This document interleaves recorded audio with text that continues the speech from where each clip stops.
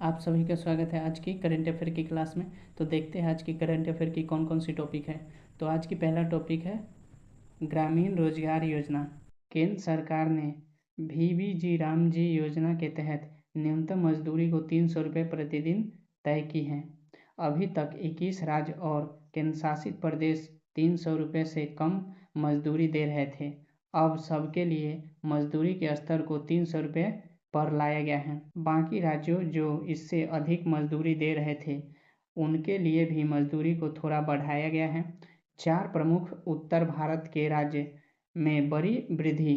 उत्तर प्रदेश में 48 रुपये वृद्धि की गई है, बिहार में 45 रुपये, मध्य प्रदेश में 39 और राजस्थान में 19 रुपये।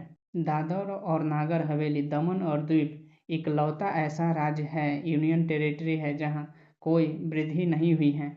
दक्षिण भारत में वृद्धि कम, तेलंगाना में सिर्फ 1, आंध्र प्रदेश में 1.6 और तमिलनाडु में 2.7% और कर्नाटक में 3.2%। सिक्किम की कुछ पर्वतीय पंचायतों में मजदूरी दर 450 रुपये है। राज्यों में सबसे अधिक मजदूरी हरियाणा की 409 रुपये, उसके बाद गोवा 406 रुपये और केरल 401 रुपये।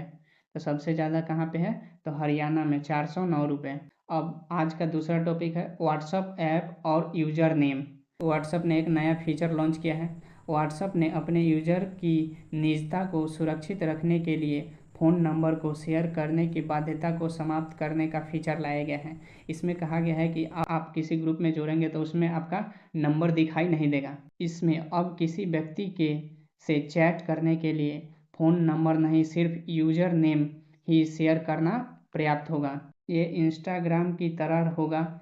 इस लोग की निजता सुरक्षित रह सकेगी क्योंकि किसी अज्ञात व्यक्ति को फ़ोन नंबर देना सुरक्षित नहीं लगता। इसके अलावा बड़े गुप्त में आप अपना नंबर छुपा सकते हैं, सिर्फ यूजर नेम सार्वजनिक कर सकते हो। भारत में व्हाट्सएप को भी इस फीचर को भारत में रोकने के लिए कहा गया है। सरकार ने कंपनी से इस फीचर को लेकर चर्चा करने का आदेश दिया। सरकार को भय है कि इसके बाद ऑनलाइन फ्रॉड, किसी दूसरे की पहचान के बाद इनका आदि के मामले बढ़ सकते हैं। व्हाट्सएप कुछ महत्वपूर्ण सरकारी अकाउंट्स आदि के यूजर नेम सुरक्षित रखेगा। प्रसिद्ध लोग के यूजर नेम भी सुरक्षित रहेगा, जैसे विराट कोहली का यूजर नेम सुरक्षित रहेगा, मोदी जी का यूजर नेम सुरक्षित रहेगा। आज का तीसरा टॉपिक है जनसांख्यिकी परिवर्तन समिति, जो पॉलिटी के टॉपिक से जुड़ेगा। पिछले स्वतंत्रता दिवस पर प्रधानमंत्री ने देश में हुए जनसांख्यिकी परिवर्तन की जांच के लिए एक उच्च स्तरीय समिति बनाने का ऐलान किया था। उसके बाद रिटायर्ड सुप्रीम कोर्ट जज प्रकाश प्रभाकर नावलेकर की अध्यक्षता में ये समिति बनाई गई। अब यह समिति सभी राज्यों के मुख्य सचिवों से 2011 की जनगणना के बाद से अब तक हुए जनसांख्यिकी परिवर्तन का ब्यौरा मांगने जा रहा है। 2027 में नई जनगणना के आंकड़े के आने के बाद इनका तुलनात्मक अध्ययन किया जा सकेगा। इसके अलावा समिति ने चुनाव आयोग से भी SIR की प्रक्रिया में निकले गए वोट के नाम और कारण की सूची मांगी है। इसके आधार पर ये अवैध प्रवासी की संख्या का अनुमान लगा सकेगा। ये समिति अलग अलग क्षेत्रों में जाकर स्थिति का जायजा भी लेगा। आज का चौथा टॉपिक है विश्व बैंक और जलवायु प्रोजेक्ट, जो इकोनॉमिक्स के टॉपिक से जुड़ेगा। अमेरिका की सरकार ने के विरोध के बाद विश्व बैंक विश्व के अपने प्रोजेक्ट के फील्डिंग के टारगेट को पर्यावरण के आधार पर तय करने की प्रक्रिया को बंद किया है।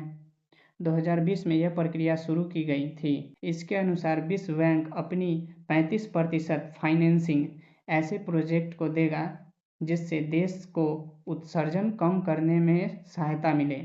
2023 में इस लक्ष्य को बढ़ाकर 45% कर दिया गया है। अमेरिका विश्व बैंक का सबसे बड़ा शेयरधारक है। उन्होंने विश्व बैंक को इसके कोर मिशन गरीबी हटाओ और आर्थिक विकास पर फोकस करने को कहा।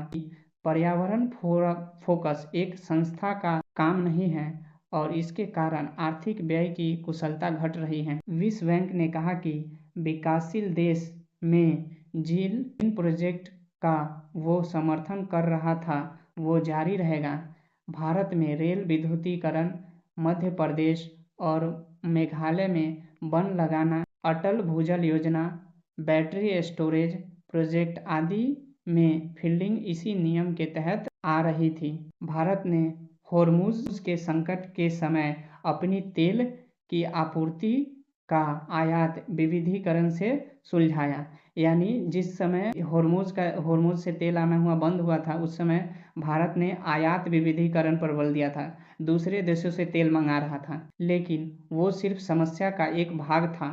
अलग अलग जगह से आने वाला कच्चा तेल अलग अलग प्रकार का होता है। भारत की रिफाइनरी ने शानदार तरीके से वैज्ञानिक कुशलता का परिचय दिया और अपने प्रोसेस को नए प्रकार के तेल के अनुकूल किया।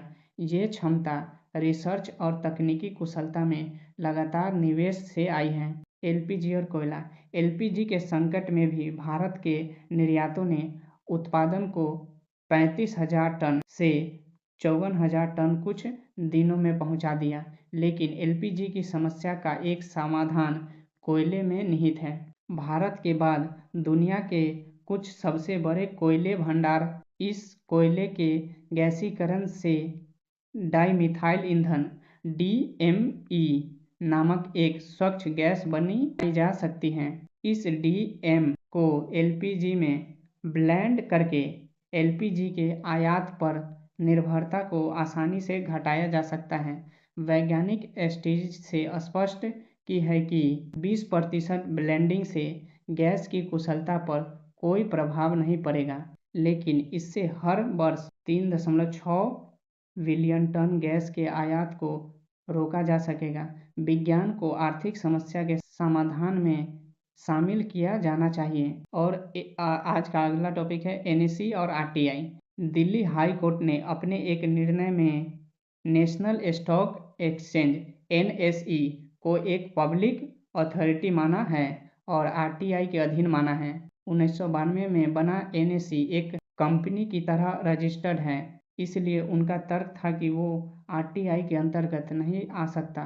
लेकिन RTI एक्ट की धारा 2H कहती है कि यदि कोई संस्था सरकार द्वारा पर्याप्त वित्त पोषित हो या नियंत्रित हो तो वे RTI के अधीन आएगा। NSE पूंजी बाजार का महत्वपूर्ण संस्था पूरी तरह से सेबी के अधीन है। इसका निर्माण भी पूरी तरह से सार्वजनिक चरित्र के साथ किया गया था। ऐसे में उसका RTI के अधीन आना सही तरीका है। आज का क्वेश्चन देख लेते हैं। बीबीजी रामजी योजना के अंतर्गत घोषित संशोधित मजदूरी दरों के संबंध में निम्नलिखित कथनों पर विचार कीजिए। जिन राज्यों में मजदूरी 300 रुपये प्रति से कम थी, उन सभी को न्यूनतम प्रतिदिन पर लगाया गया 300 रुपये हो गया है। तो हाँ, सही है।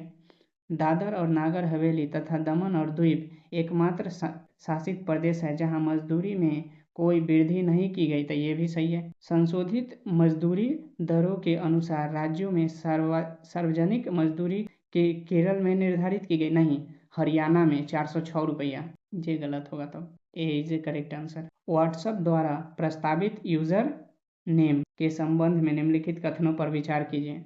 एक फीचर के बाद प्रत्येक चैट के लिए मोबाइल नंबर साझा करना अनिवार्य नहीं रहेगा। तो ये सही है। भारत सरकार ने इस फीचर को लेकर ऑनलाइन धोखाधड़ी और प्रतिरूप की आशंका व्यक्त की है। तो हाँ, आशंका व्यक्त की है। व्हाट्सएप ने सभी यूजर नेम पहले आओ पहले पाओ के आधार पर आवंटित करने का निर्णय लिया, नहीं, ये नहीं होगा। तो 1 और 2 ये आंसर होगा। विश्व बैंक द्वारा जलवायु परियोजना के फील्डिंग मीटिंग नीति में हुए परिवर्तन के संदर्भ में निम्नलिखित कथनों पर विचार कीजिए। वर्ष 2020 में विश्व बैंक ने अपनी वित्त पोषण का एक निश्चित प्रतिशत जलवायु समृद्धि योजना हेतु निर्धारित करने की नीति अपनाई। तो ये सही है। वर्ष 2023 में यह लक्ष्य को 35% से बढ़ाकर 45% कर दिया गया था। ये भी सही है। विश्व बैंक ने घोषणा की कि विकास दरों में पहले से स्वीकृत जलवायु परियोजना को भी तत्काल बंद कर दिया जाएगा, नहीं, बंद कर नहीं दिया जाएगा तत्काल। तो ये सही है। तो इसका करेक्ट आंसर कौन होगा? कीजिए ए। आज का चौथा क्वेश्चन, राष्ट्रीय स्टॉक एक्सचेंज NSE एवं सूचना का अधिकार अधिनियम RTI एक्ट के संबंध में निम्नलिखित कथनों पर विचार कीजिए।